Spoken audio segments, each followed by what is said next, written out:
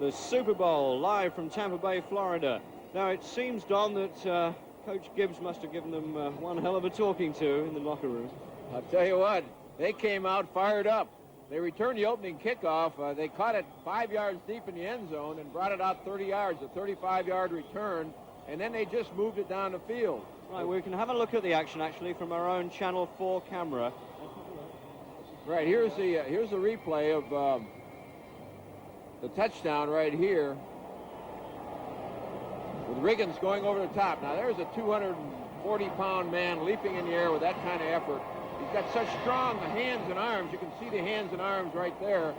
He very rarely ever fumbles because his hands are so big, it just envelops the ball. But then, of course, Mosley missed the point after touchdown as well. That's, I don't think he's ever done that this season. Well, it was blocked. Another critical mistake in the kicking game.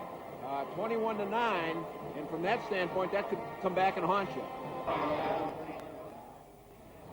Well, score 28-9. I thought that the Raiders would win, but I never thought they would dominate the game. Now, let's take an overall look at what's going on. As I was implying earlier, what the Raiders had was, for me, a perfect game plan. They first came out and tried to slow the rushing of John Riggins. Then they caught the passing game. And Five was trying to hit his very good receiver out on to Johnny Brown. The Raiders cornerback, Hayes and Hayes, both of those guys, Bosman got frustrated, and both of the receivers for Redskins didn't touch pass. Then began to set up long bomb by hitting their receivers with short passes. Set up that long bomb, if you remember, for punt to Brent. Score now 14-0. Then getting into a very interesting play. In the second quarter, Redskins trying to make a drive. They got control of the ball, and they have to set up a 3-point field goal. Whenever the Raiders or the Redskins have attempted to do something, the Raiders do give them a break. But the Redskins never get a complete success. So right now, it's already, as it's evident, there's a lot left to play.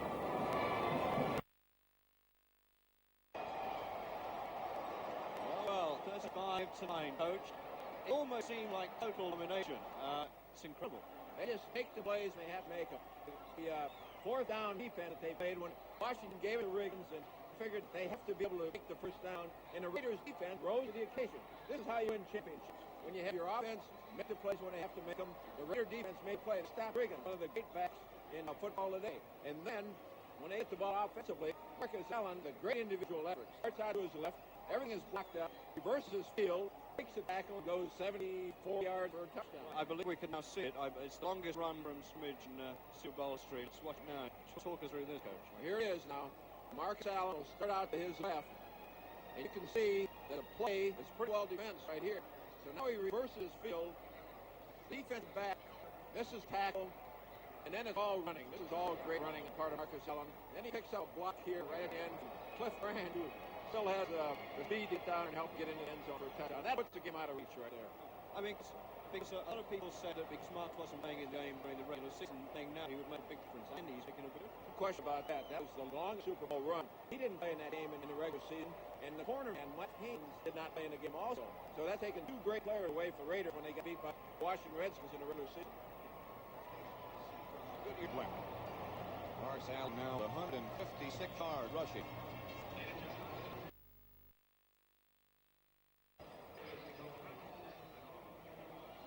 Live from Tampa Bay, it's Super Bowl 18, the Washington Redskins 9 and the A Raiders 35.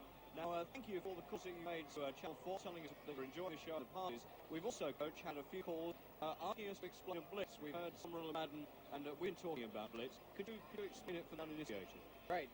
On defense, you normally rush 3 or 4 people. These are defensive linemen. And when you blitz or red dog, then you send linebackers or could the safety man going after the quarterback. You do this primarily in sure passing situation, and you try to get more pressure on the quarterback. Here's an example here of the Raiders coming up with a big sack. Number 56, you can see him now, red dogging or blitzing the quarterback. Now, Theismann doesn't have anybody open. He tries to scramble, but 56, the linebacker, blitzes and comes up with quarterback sack. So really, it's sending linebackers, defensive back to help the 4 or 3 defensive linemen that might be normally using rush the quarterback. Thank you. Los Angeles Raiders over Washington Redskins with 13-18 left to play in the ball game.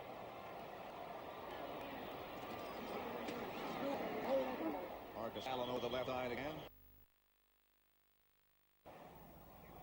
Well, Los Angeles Raiders, once known as the Oakland Raiders, have now moved to LA and looking for acceptance from LA fans. But in the NFL, they got acceptance from press players as pure intimidators. Now, how is Coach Flores, a polished, soft-spoken guy, related to these great strange personalities that make up this Los Angeles Raiders team? Coach Flores says, Whenever we have team meeting, I first open the door, throw in some raw meat, then close the door and wait outside. Then when noise subsides, I go in and talk with the players. Now, just to make sure, I have a guy standing on the side with a machine gun, and on the other side, there's some guys with whips. Sometimes I have to grunt a little bit because they do not understand me. And whenever they want to leave the door, I have to make sure the door's open because they knock it down. Essentially, what we're talking about here is that the Raiders, known as Dog Raiders, are dressed always in black. Their main game is intimidating and confident. If you look at that score, that's something to the Washington Redskins. Additional line, it's Marcus Allen. He didn't play in Washington. Look at him. He's different in the game. He'll be MVP today. If I know an MVP, and that's his valuable player. The Redskins scored after the kickoff to begin the second half. They haven't been able to do. Coach Shula. Now, before this game, there was a lot of talk about the Washington Redskins being a team of dynasty, like Pittsburgh Steelers and Green Bay Packers. How do you see that out tonight, game?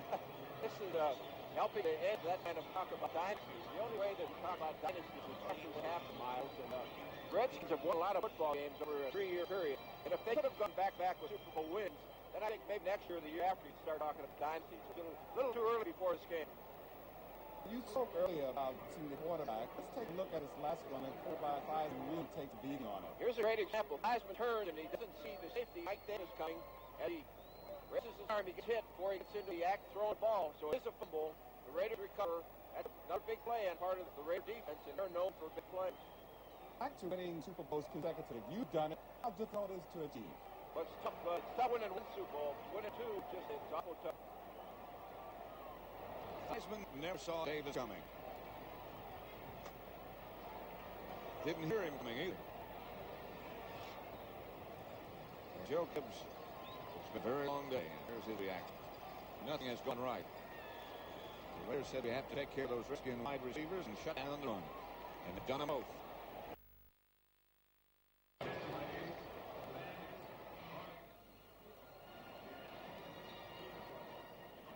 Well, Coach, 35-9. I think we probably sing a lot of brilliance today. But let's talk about Plunkett, because he was last in Super Bowl 15 back in 1981. A lot of people said that his season was over. He had bad middle part of the season. Been resurrected so many times. He's having a great game. Right, he got resurrected this year. He was started at the beginning of the year, and then he had problems, and it came on with Mark Wilson. Wilson got hurt. He went back to Plunkett, and Plunkett just picked up and has done a great job. And today, 35 years old, and what a tremendous job that he's done leading his football team. Yeah, he's an absolutely marvelous. Of course, they were at college together, or competing with the Heisman Trophy together. Plunkett became the Heisman winner. Feynman was the runner-up. And then, of course, Heisman said he was going to get his own back tonight. He hasn't done it. No, he hasn't. He's had a tough time. The Raider defense, they've had 5 quarterback sacks. They've held John Riggins to 64 yards rushing on 26 carries. Just a little over 2 yards per try. What a job. Thank you. Right. The score. The Raiders leading the Redskins. The Redskins start from their own 17-yard line. Heisman goes to work. Charlie Brown in front of Lester Hayes this time. Now joined by Mrs. Shula, who's been sitting by the side of us, writing notes furiously. 2 minutes 24 seconds left to go. 38-9 to the Raiders. Last year, you were in the unhappy position of seeing your husband losing to the team who are being obliterated tonight. What is it like for the coach's wife? The most horrible, sinking feeling you can think of. You know, even when the score is, if we were on the winning side right now, I'd still be worried. I just wait for that gun to go off.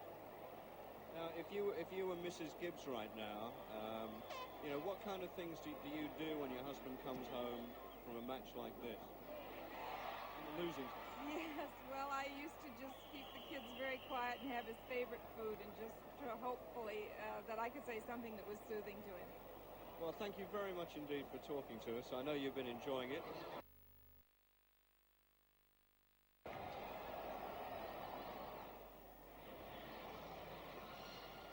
Well, Coach, the thing is that I've been here all week, and the one thing that has impressed me is the difference between the two teams in talking to the press.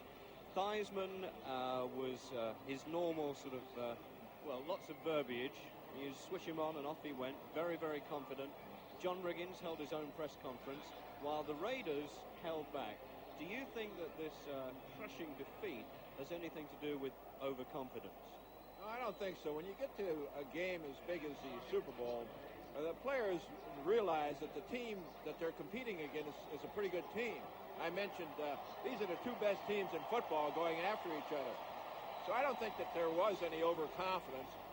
As you mentioned, Theismann, when he starts talking, just never quits. But that's his nature. He's naturally that way. And the Raiders, they try all of the tactics, the intimidation, but the Raiders are a well-coached, tough football team. They play good football. They certainly deserve to be recognized now as the best. Tired in silver and back, cheering. Theismann trying to screen left. Got it out to Giaquinto. Well, there's no place to go as Jack Squirick again makes the stop. Toronto. So, Coach, the largest winning margin of Super Bowl, 38-9. You miles were right along a lot of our competitions, so was wrong. Would you like to talk about the Raiders' performance? Because it seemed near perfect. I mean, to annihilate the Redskins at work. Well, the thing that didn't figure in my mind was the ability of the Raiders to run so effectively against the Washington defense. Nobody really does a good job running against the Redskin defense. And that's what makes Marcus Allen's performance all the more remarkable. 192 yards, MVP in the game. Of course, the big run is a big chunk of that yardage, but nevertheless, it all counts. Could we explain to the uninitiated what MVP is? It's the most valuable player. At the end of the game, all sports writers up here at Press Box have a ballot of the most valuable player in the game, and Marcus Allen rewarded that right in the last 2 minutes of the ball game. Now, what about the Redskins? I mean, what went wrong for them? Because there were a lot of errors. Well, nothing worked for the Redskins. And, of course, Riggins was not able to get on track. And he's a force in that football team. In the games that they win, he usually gains over 100 yards. They control the ball. In today's game, the run was not working. He had 64 yards and 26 carries. Theismann had to revert to the pass. The Raiders' pass defense is excellent. And they did a good job of covering. Plus their pass rush, I think 6 quarterback sacks they ended up with. Now, the thing is, a lot of commentators said it would be close. A lot of commentators said it would be physical. It really wasn't that physical, and it certainly wasn't that close. You're right in summing it up. It was total domination on the part of the Raiders, but they're capable of doing that to you. We had a tough time. The football teams I've coached through the years have had a tough time against the Raiders, and they're playing probably better now than they've ever played. So they deserve to be recognized as the best with the performance that they had against the Washington Redskins today. Well, I know very soon we're going to be going down to the locker room to see what's happening there. You've been in the winning locker room in a Super Bowl, have the rings. What is now going through the minds of Flores and his teammates? What does Flores think? It's total jubilation because they worked so hard for this. And this is really the ultimate. When you're the winner of the Super Bowl and you're a football coach or you're a football player, that's it. And next year they're going to have to tee up again. But I guarantee you they're going to relax and enjoy themselves right tonight and the rest of this year. Because, of course, there was a lot of talk about intimidation, the Raiders being an intimidating football team. And Flores was saying, no, we're not really intimidating football team, we just play hard. Do you think that we're going to see a difference in their strategy in season? I think that the Raiders will continue to be that way. That's their personality. It comes from the top, from Al Davis and Voorhees, and it's part of their makeup. So they're going to continue what's been successful for them. Right. Well, Coach, thank you very much indeed. We are now going to go down 2 miles before we get to the locker room. Miles? Thank you very much, Nicky. For me, there are 2 crucial points in changing the complex of the game, or the trend of the game. At the end of the second quarter, the Redskins, the best offense in the NFL, drive the length of the field, and they only come up with field goal, 3 points. Now, for best offense in NFL football, that's a loss. So the second crucial play for me was in the third quarter. The Redskins finally get their offense going, score a touchdown, but get an extra point block. So what do 2 points mean for me? The Raiders, whenever the Redskins had drive and were going towards success, we never had a complete success. The Raiders always pulled it back to a certain extent. And it goes back to the Raiders' model in defense. The Raiders have a model on defense. We don't take the offense gives. We take what we want. I think for me, that sums up why Los Angeles Raiders really put it a Washington Redskins. Yes, so there's going to be much jubilation in Los Angeles and a lot of thought, I would think, introverted thought in Washington. We were talking about how the LA game might change next season. Do you think Coach Gibbs, what kind of lessons do you think he has learned from tonight's performance? They've had an awful lot of success, and today was just a day where nothing went right for him. So I'm sure that he's not going to give up all of the things that have been successful for him in the past, have made him the winningest coach in the last couple of years in the National Football League. But he'd take a long, hard look at this ball game, try to determine what went wrong or where it went wrong, and this will help in the future. There's no way he's going to change the score of what happened today. Hopefully, out of a negative situation, you can still learn something for the next time that you compete. Well, Coach, I will thank you. It's been marvellous having you here. You've taught me a great deal, and I hope that you've taught our listeners. Thank you very much for coming to see us today. Thank you very much. I want to say that I've enjoyed working with you, Nick, and I hope that we've added a little bit of insight to our viewers. You have indeed. Thank you very much indeed, and thank you for watching. I shall say goodnight to you, and don't forget that NFL Action will be back on Channel 4 in September. But for me now, it's night, and now Miles. Well, that's it for the Super Bowl 18. We hope you've enjoyed it. We certainly enjoyed bringing it to you. For me, it's loving lots of titles for Channel 4 Sports, as Nicky said. It's good night. We're going to leave you with touchdowns from tonight. So until next time, keep thinking American football. See you around.